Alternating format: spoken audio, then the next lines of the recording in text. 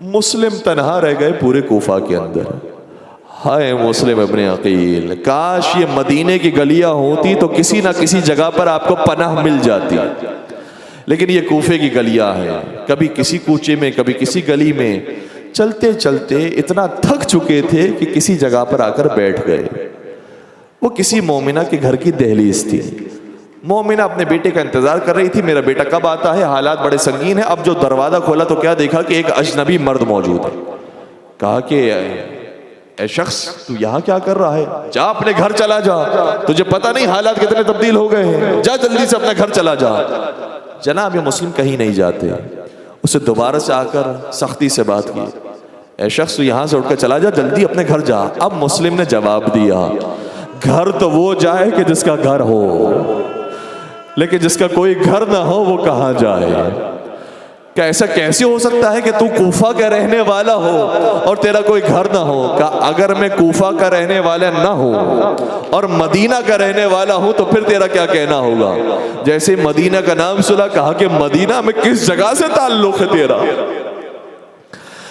کہ آپ نے محمد مصطفیٰ کا نام سنا ہے، کہا میں ان کا کلمہ پڑھتی ہوں. کہا علی مرتضیٰ کا نام سنا ہے، کہا میں ان کا کلمہ پڑھتی ہوں. اب مسلم کا حوصلہ بڑھا، کہا میں اسی علی کا داماد، میں اسی حسین کا بھائی، اور میں اسی حسین کا سفیر مسلم ابن عقیل ہوں. مومنہ کہتی یہ تو میری خوش نصیبی کہ مسلم میرے گھر میں آ گئے. آپ کہتے آپ کا کوئی گھر نہیں ہے، یہی آپ کا گھر ہے. آ جائیے آقا، میں آپ کی کنیز ہوں، آپ جو حکم فرمائیں گے میں عمل کروں گی. جناب مسلم کو پناہ مل گئی، آ کر ایک حجرے میں چلے گئے، عبادتیں کرنا شروع کی. تھوڑی دیر کے بعد اس کا جوان بیٹا بھی آ گیا. جوان کو کھانا پیش کیا، اس کے سامنے خدمت کی، اور بار بار پوچھتے جا رہی تھی جناب مسلم نے عقیل سے، آقا کوئی کام ہو تو بیان کیجئے، کوئی خدمت ہو تو یہ کنیز حاضر ہے. جب بیٹے نے دیکھا کہ بار بار ماں ایک حجرے میں جاتی ہے تو فوراں سے ذہن میں سوال آیا، آخر اس حجرے میں ہے کیا. ماں سے سوال کیا، اماں جان اس حجرے میں ایسا کون ہے کہ جب بار بار آپ اس کے پاس جاتی ہے. کہا کہ بیٹا تجھے معلوم ہے ہمارے گھر میں آج روشنی آ گئی ہے، آج ہمارے گھر کے اندر برکت آ گئی ہے. کہ کیسی برکت؟ کہا کہ آج حسین کا سفیر ہمارے گھر میں مہمان بنا ہے. بیٹے نے بظاہر خوشحالی کا اظہار کیا، پھر ماں سے اجازت طلب کی، گھر سے باہر نکل گیا. گھر سے باہر نکلتے ہی ابن زیاد کے دربار میں گیا. کہا ابن زیاد تیرے لیے بڑی خوشخبری لایا ہوں، لیکن پہلے تو انعام دے گا تو میں وہ خوشخبری سناؤں گا. ابن زیاد نے انعام دیا، خوشخبری اس نے یہ سنائی، ملعون کہتا ہے جس کو تو پورے کوفہ میں ڈھونڈ رہا ہے وہ تو میرے گھر میں موجود ہے. آجا اسے آ کر گرفتار کر لے، آجا اسے آ کر قتل کر دے. بس فوجی دستے آنے لگے. جیسے ان دستوں کی آوازیں سنی، ایک مرتبہ مسلم تیار ہوتے ہیں، اپنی تلوار نکالتے ہیں، گھر سے باہر قدم رکھتے ہیں. اس مومنہ نے کہا آقا آپ گھر سے باہر نہ جائیے گا، یہ بڑی تعداد آ رہی ہے، آپ کے لیے بہتر یہ ہے گھر میں رہ کر جہاد کیجئے. سنیے گا مسلم کا جواب، سنیے گا.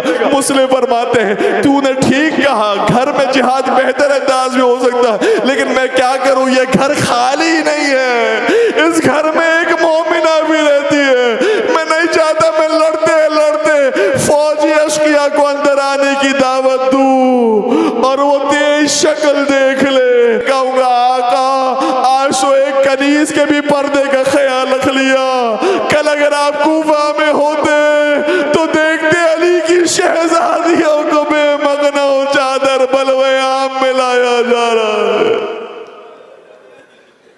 اور دربار میں لانے کے بعد ابن زیاد سوال کرتا ہے ان عورتوں میں بتاؤ زینب کون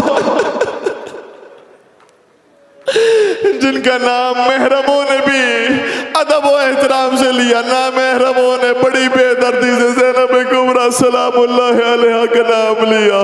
جناب مسلم نے عقیل گھر سے باہر تشریف لائے، بہترین جہاد کیا، اور ایسا جہاد کیا کہ مجبور ہوتا ہے محمد ابن اشس کہنے پر کہ اے عبید اللہ ابن زیاد ذرا اور فوجوں کو بھیج، ذرا اور تعداد بھیج. کہتا ہے اتنی تعداد تو بھیج دی ہے، ایک شخص کو گرفتار کرنا ہے، مشکل کیا ہے. جواب دینے والے نے جواب دیا اگر کوفے کا کوئی دکاندار ہوتا، کوئی بقال ہوتا، اس کو گرفتار کرنا ہوتا تو اتنی تعداد کافی ہوتی، لیکن یہ ہاشمی شیر ہے، یہ علی کا داماد ہے، یہ مسلم ابن عقیل ہے، اسے گرفتار کرنا آسان نہیں ہے۔ مزید تعداد بھیجی گئی، پھر بھی جب گرفتار نہ ہو سکے دغے کے ساتھ انہیں گھڑے میں گرایا گیا۔ گھڑے میں مسلم ابن عقیل کا گرنا تھا، ساری فوج اکٹھا ہو گئی، کسی نے تلوار ماری، کسی نے نیزے مارے، کسی نے خنجر چلایا، اور بعض تاریخ کی کتابوں میں موجود ہے کہ کوٹھے پر چڑھی ہوئی عورتوں نے جلتی ہوئی لکڑیاں لے کر آئی، مسلم پر ڈالنا شروع کی، ابلے ہوئے پانی کو مسلم پر ڈالا، مسلم لہو لہار ہے، مسلم زخمی ہے، گرفتار کیا گیا، ہاتھوں کو باندھ کر امیر کے سامنے پیش کیا گیا۔ لیکن جب آئے ہیں ابن زیاد کے سامنے پوری شجاعت کے ساتھ کھڑے تھے۔ ایک مرتبہ کسی نے کہا اے مسلم ابن عقیل، کیا تو آداب درباری بھول گیا ہے؟ تیرا امیر تیرے سامنے کھڑا ہے، پہلے اسے ادب کے ساتھ سلام کر۔ مسلم ابن عقیل نے کیا خوبصورت جواب دیا، فرمایا مالی الامیر سوى الحسین، میرا کوئی امیر نہیں ہے سوائے حسین کے۔ پھر کچھ گفتگو ہوئی، گفتگو ہونے کے بعد ابن زیاد تیش میں آ گیا، کہنے لگا کہ سر مسلم کو قلم کیا جائے، دارالامارہ کی چھت پر لے جائے جائے۔ جناب مسلم نے عقیل، توجہ رکھیے گا، جناب مسلم نے عقیل فرماتے ہیں کہ مجھے وصیت کرنی ہے، کوئی ایسا شخص بتا دو اس مجمع کے اندر جو میری وصیت پر عمل کر لے۔ کوئی شخص نظر نہ آیا تو جناب مسلم نے کہا اے عمر سعد، تو میرے قریب آ۔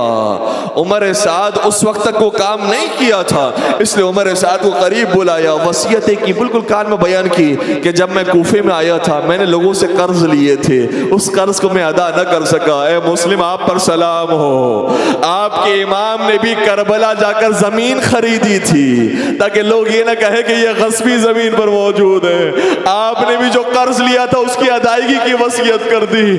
دوسری وصیت فرمائی اے عمر سعد، اگر مجھے قتل کر دیا جائے اور میرے لاشے کو نہ دفنایا جائے تو آنا میرے لاشے کو دفنا دینا۔ تیسری وصیت کی اور کمال کی وصیت تھی، فرمانے لگے اے عمر سعد، میں نے اپنے امام کو خط لکھا تھا اور کہا تو کوفے والے تیار ہیں آپ کی نصرت کے لیے، کسی طرح سے میرے امام تک پیغام پہنچا دینا، اب کوفے نہ آئیے گا۔